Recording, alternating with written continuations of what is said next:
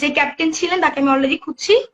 আমি আপনাদেরকে এইটুকু বলতে পারি যে আমি তাকে পেলে বা আমি তাকে পেয়ে তার কাছে ক্ষমা চেয়ে আসবো। প্রথম 5 ঘন্টা আসেন নাই কেন?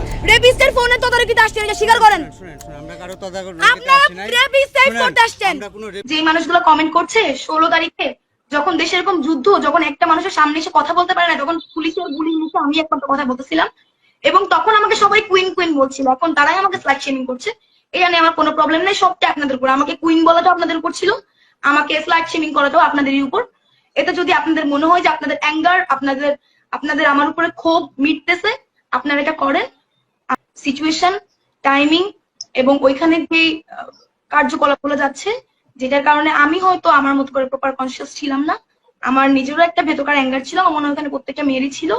আমি তার জন্য বাংলাদেশ আর্মির কাছে আন্তরিকভাবে দুঃখিত।